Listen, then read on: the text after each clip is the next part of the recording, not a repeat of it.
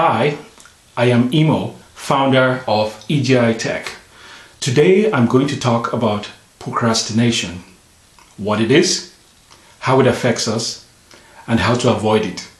I'm also going to give examples from my own business experience as to how I dealt with procrastination. To procrastinate is to avoid doing tasks that need to be done, despite the negative consequences of not completing them. Procrastination affects all of us from time to time. The question is, do we know how to identify it, how to avoid it, and how to deal with it so that it doesn't affect our health, our business, our family, and our total well-being?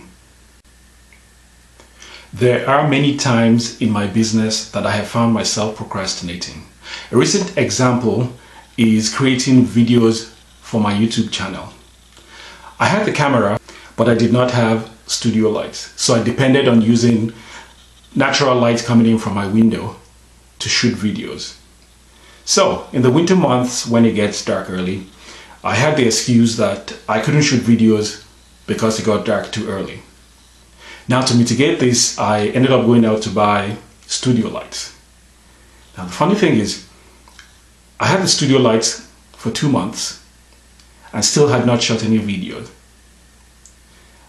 It dawned on me that maybe the lights were not the problem. I mean, I have done hundreds of workshops and seminars where I did public speaking in front of people, to thousands of people in the audience, and I had no problem with that. I have written blogs. I'm the first to put up my hand to go speak whenever the opportunity arises. So I couldn't figure out why I was hesitating to create videos for my channel.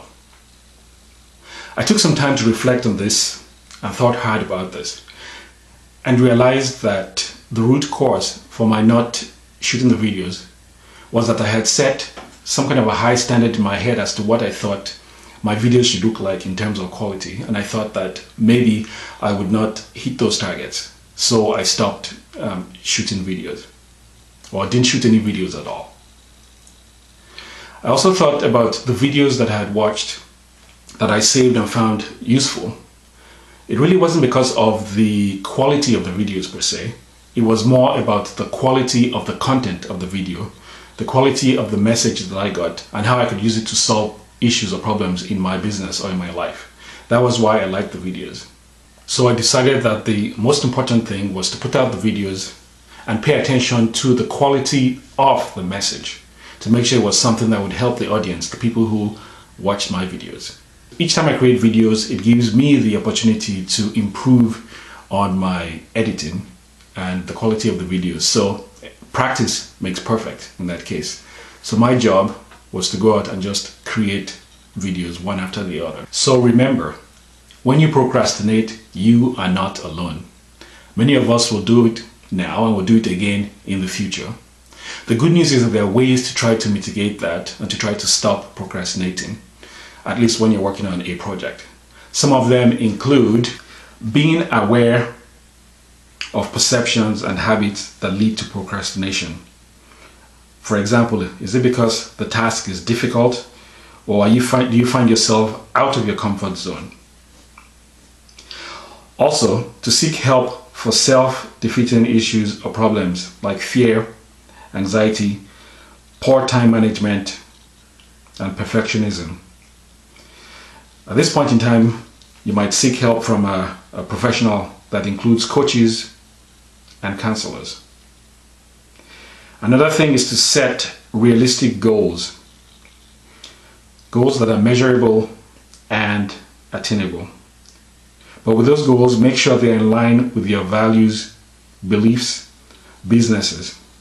I mean, the truth is, if it doesn't mean much to you or is in conflict with your values or beliefs, then it is hard to commit to that task in the first place. Remember to schedule your tasks. The saying is, if you fail to plan, you plan to fail.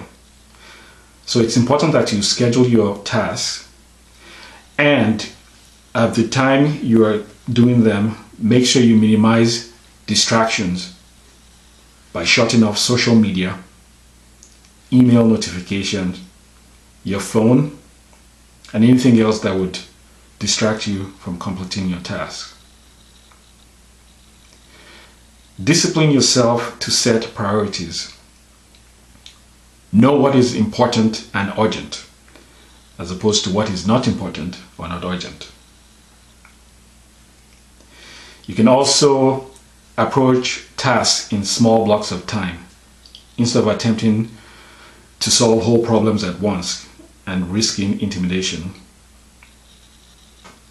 You will learn to become better the more you practice. Also, take it easy on yourself.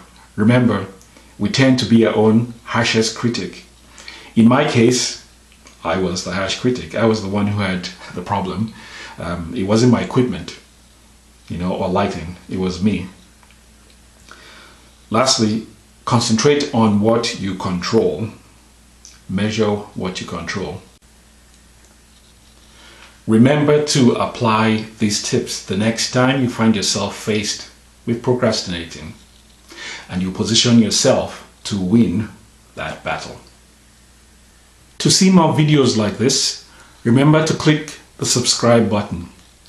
And if you have any questions about anything discussed in this video, or you need help jump-starting any of your projects, you can reach us via our website, which is www.EjiTech.com, and we'll be happy to help you. Thank you.